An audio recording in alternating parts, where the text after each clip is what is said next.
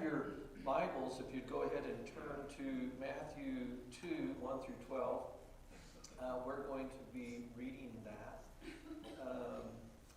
And so this is what we were supposed to be reading earlier, but I evidently had helped get that mixed up somehow.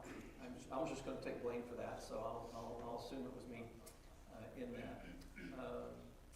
So now after Jesus was born in Bethlehem of Judea in the days of Herod the king, Magi from the east arrived in Jerusalem, saying, "Where is he who has been born King of the Jews?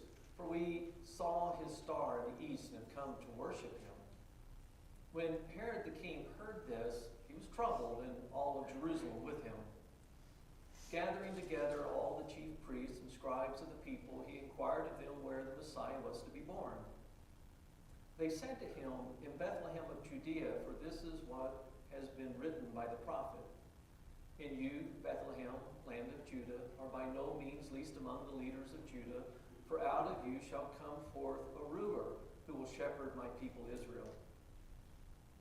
Then Herod secretly called the Magi and determined from them the exact time the star appeared. And he sent them to Bethlehem and said, "Go and search carefully for the child. And when you have found him, report to me so that I too may come and worship him." After hearing the king, they went their way, and the star, which they had seen in the east, went on before them until it came and stood over the place where the child was. When they saw the star, they rejoiced exceedingly with great joy. After coming into the house, they saw the child with Mary his mother, and they fell to the ground and worshipped him. Then opening their treasures, they presented to him gifts of gold, frankincense, and myrrh. And having been warned by God in a dream not to return to Herod, the Magi left for their own country by another way. Merry Christmas. Merry Christmas. Thank you. It's okay to keep saying Merry Christmas. After all, it's only the fourth day of Christmas. We've got 8 more days to celebrate the birth of our Savior. But I know that some of you may have reached your limit on holiday cheer, since we have been, for all practical purposes, celebrating Christmas since Black Friday. I mean, don't feel guilty if you're just sort of ready to move on. You've sung enough carols, you've attended enough parties, you've eaten more than enough goodies to tide yourself over into next year, and so you're just kind of ready to get on with this new year. And given this sort of general feeling among us, I don't know, how would you respond if some uninvited guests came knocking on your door on January 6th, when Christmas is officially over, and when you opened your door, they just sort of barge in, ready to celebrate the birth of Jesus all over again? That's pretty much what the wise men did. They were very late arrivals. Verse 1 clearly states that the Magi's visit took place after Jesus was born. Tradition claims that they showed up on the 12th night, which gives us those 12 days of Christmas, which is Epiphany, that celebrates their arrival on January 6th this year. As a kid, I never quite figured out why the celebrations of the Magi arrival in Jerusalem or in Bethlehem was not on Christmas Eve, because I was pretty sure that's when they showed up. I based my conclusion on everything that I had available to me, nativity scenes and Christmas specials, because that's about all I had access to at that point. And according to all of those, the wise men were always there in those scenes of the manger. So, if you're going to celebrate their arrival, it should have been on that holy night. But I have learned since then that sometimes our traditions don't always line up with the Bible. When the Magi finally arrived at the house, they seem to have made a grand entrance, according to Matthew. But what else would you expect from those who had traveled so far to celebrate the birth of Judea's new king? They had set out in the hope that the star they followed would get them there. And after a few diversions along the way, they arrived. And so when they entered the house, the joy they experienced along the way from Jerusalem to Bethlehem when that star reappeared to them, I think it just sort of burst forth from them. Matthew says that they came not to honor the new king, but to worship him. I want to point out that even these Magi from the east reserved worship for their gods.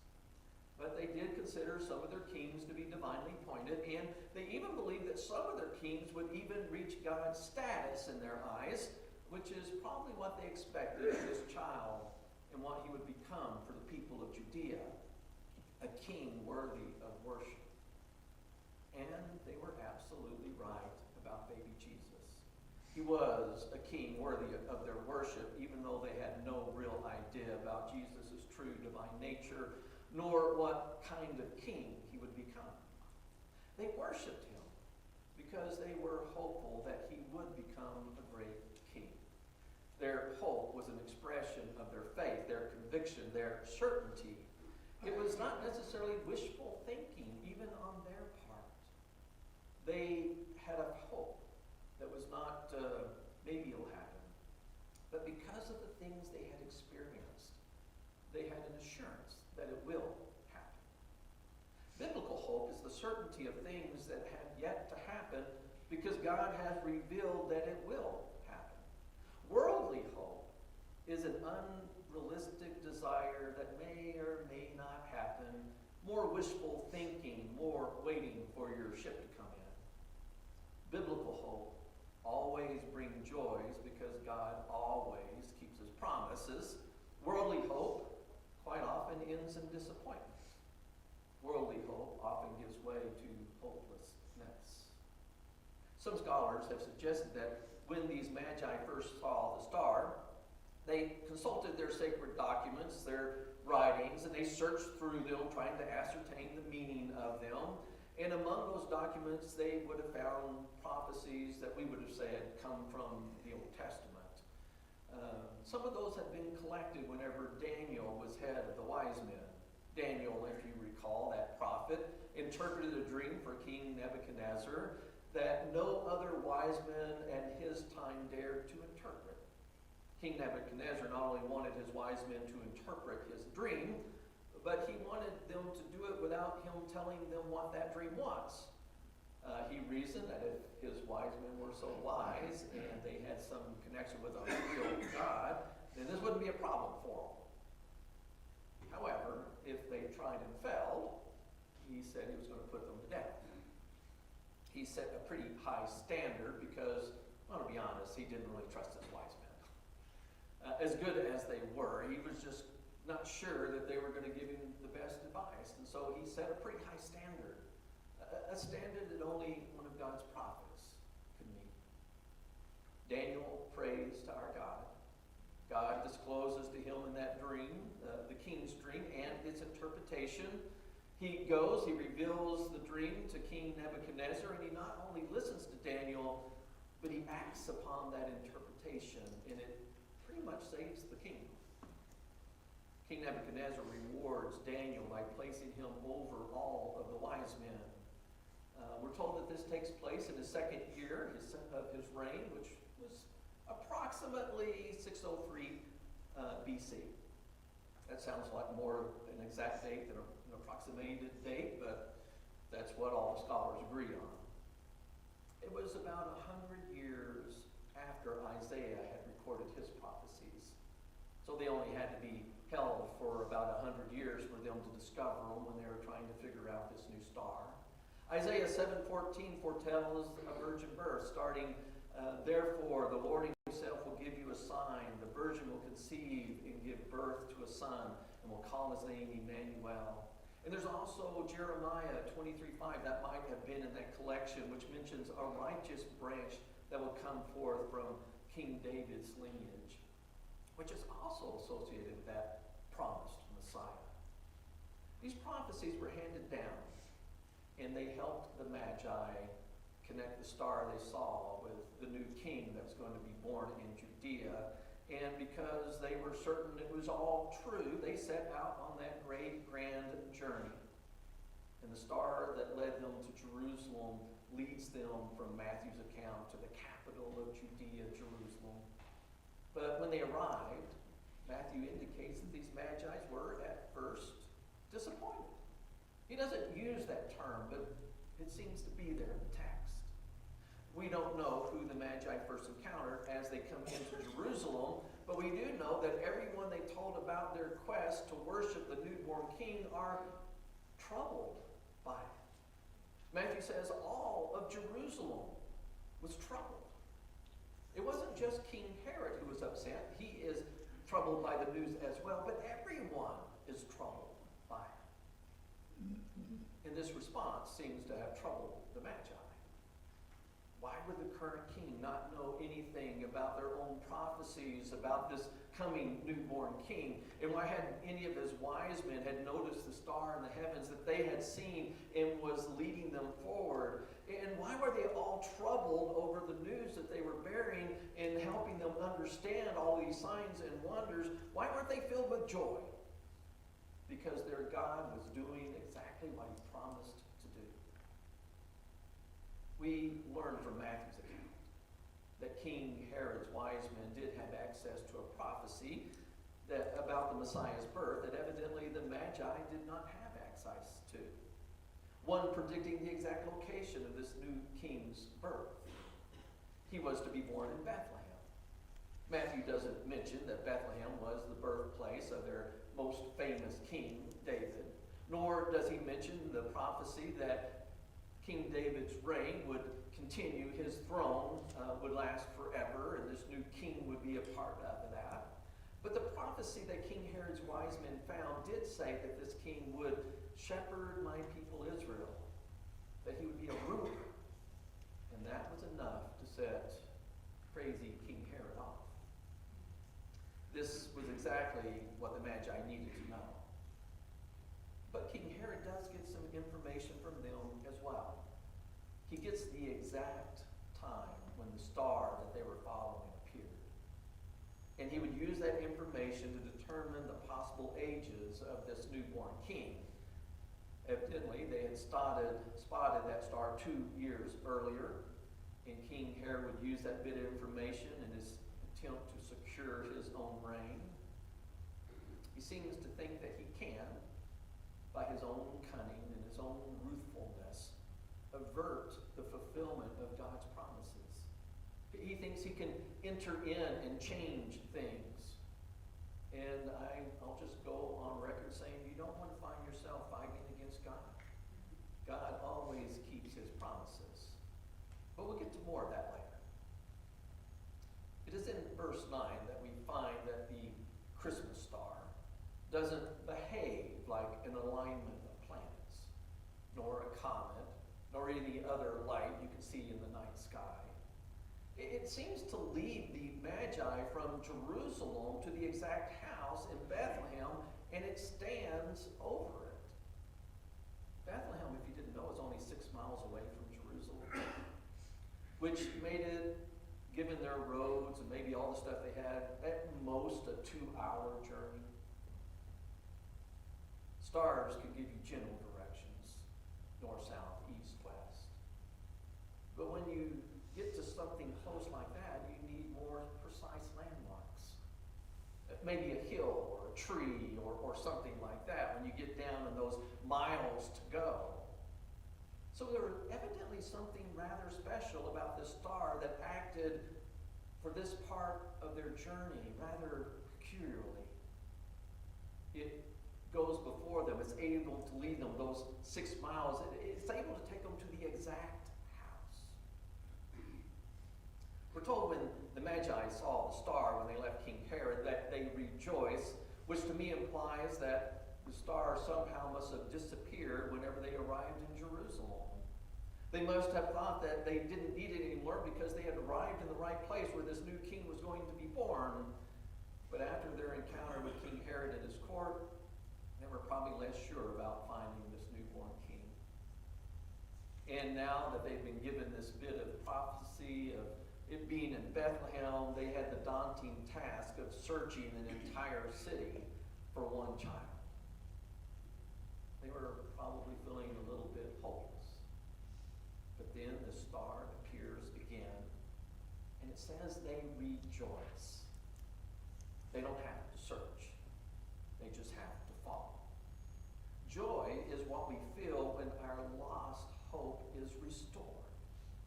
The Bible is full of stories of lost hope restored. One of them that came to mind when I was putting this together was about the widow in Zarephath. Story from 1 Kings 17, 7 through 16. They had a severe drought that left the land barren. That is no food for an agricultural society. And Elijah the prophet just happens upon a widow. She's out gathering some sticks so that she can prepare what she refers to as a final meal for herself and her son before she is certain they will die of starvation. Her hope that the Lord will provide has pretty much vanished. She's succumbed to the reality that she was about to die, and there was nothing she could do about it. She was in many ways hopeless. Elijah tells her to use what little she has left to make something for him to eat, which I always thought was a little bit arrogant, promising that if she did, God would provide.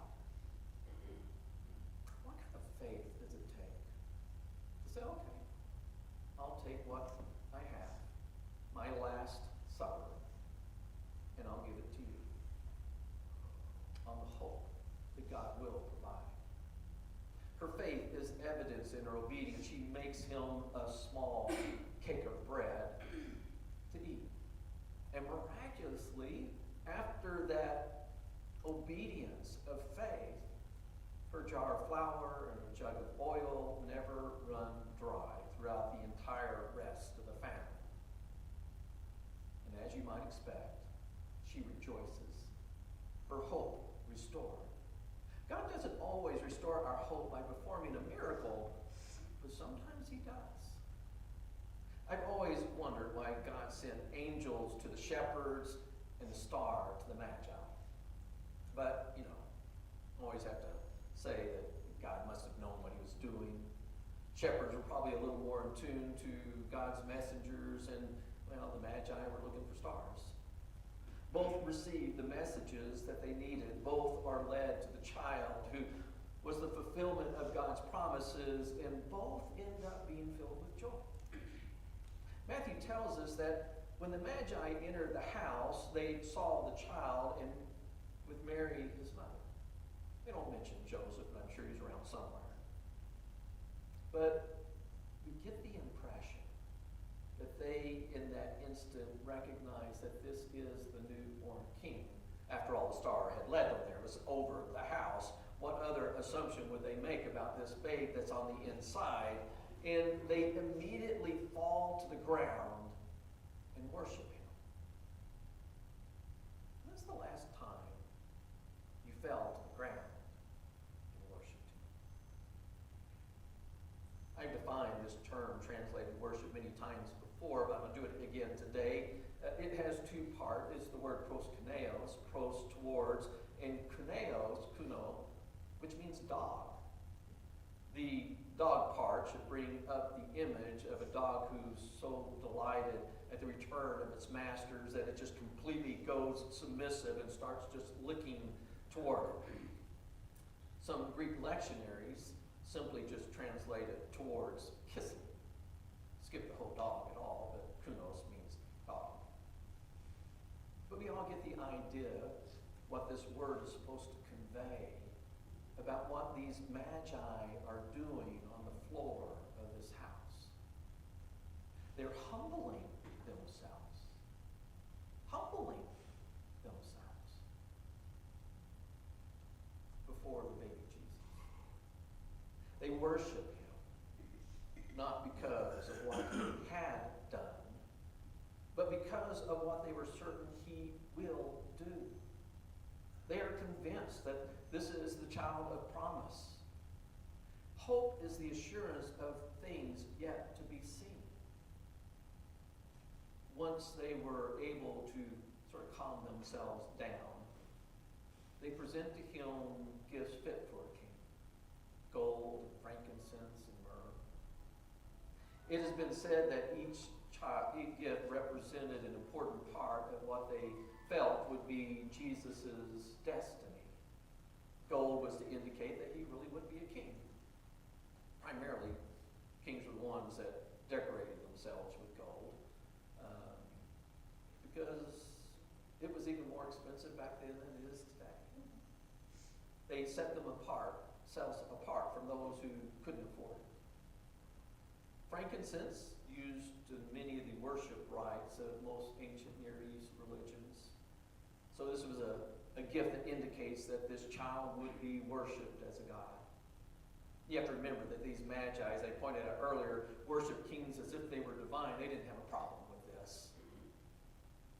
Myrrh was primarily used as a burial spice, which was given to recognize that even divine kings died, and they'd be buried.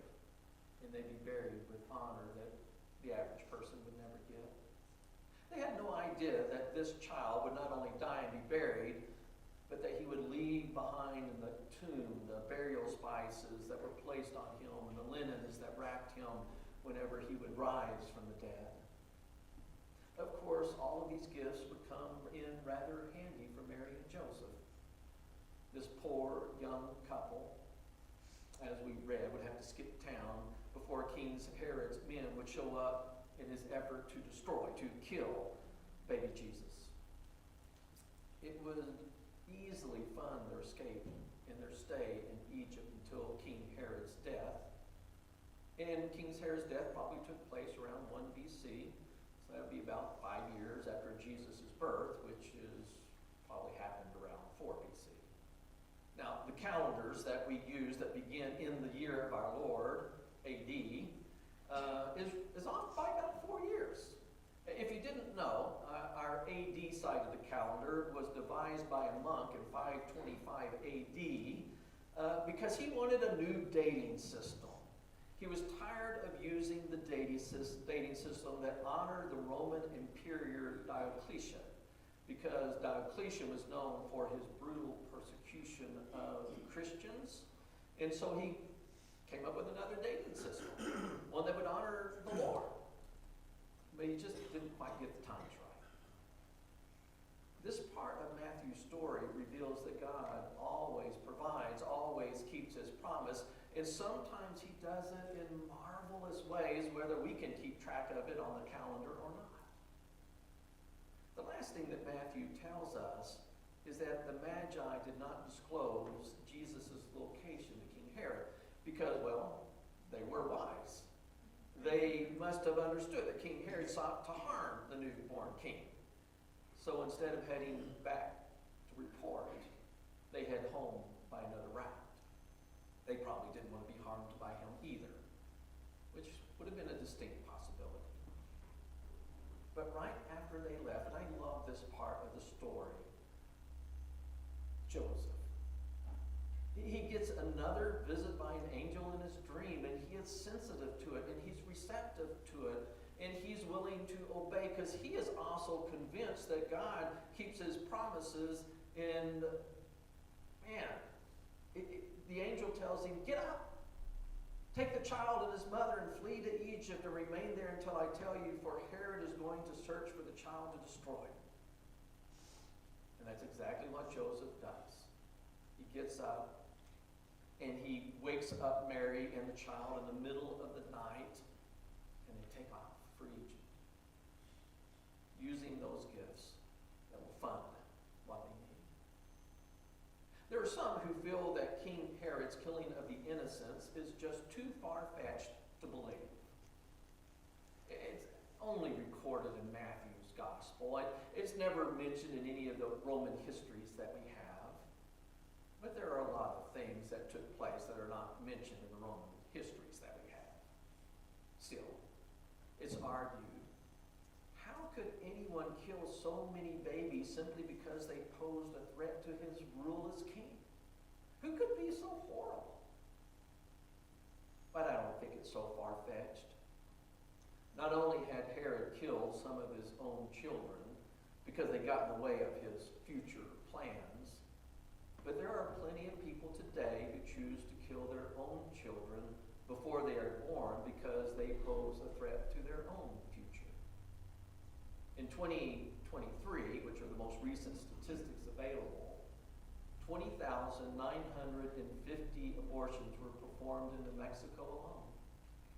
14,875 of those abortions were from people outside of our state who came in because it's legal here, mostly from Texas. The mothers in Bethlehem had no choice. Mothers today do have a choice. Choosing to kill often comes from a place of hopelessness. In contrast are the mothers today who choose life for their children, and many do. The majority, I think, do. They do so because they have hope for themselves and their children. Joseph didn't know what their future held, but he did know who was guiding them, who was providing for them. And Joseph and Mary become sort of the example of what it is to be a person of hope. Of recognizing that regardless of what my circumstances might be or what my fears might be, I can trust God to provide for me and to lead for me and to take care of me. I can trust Him in His promises to do the things that He has promised to do. I'm only going to become disappointed with God whenever I assume that God is going to do things that He never promised to do.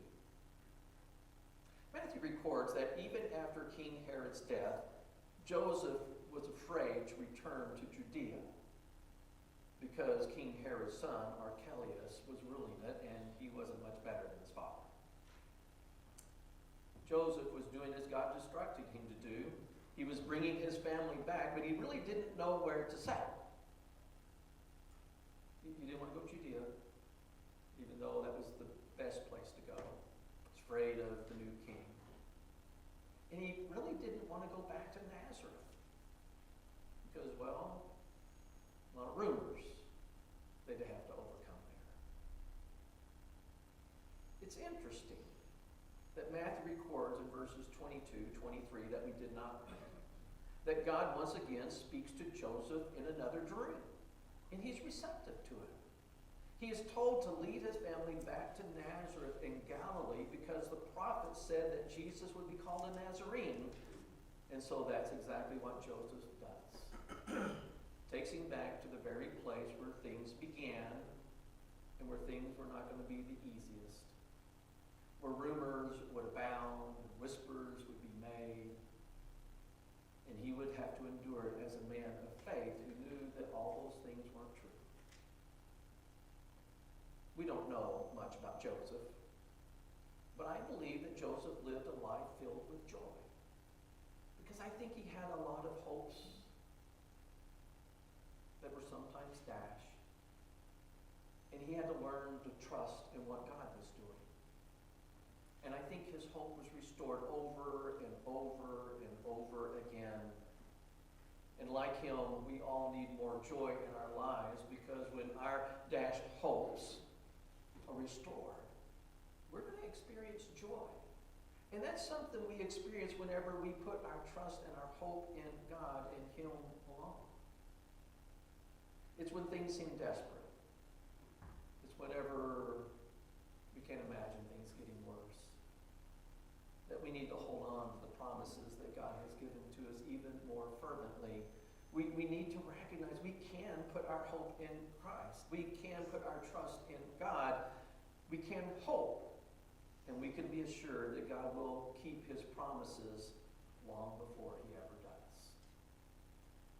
We have a hymn that we're going to be singing as an invitational song or a closing song to remind ourselves that we have a God in whom we can hope.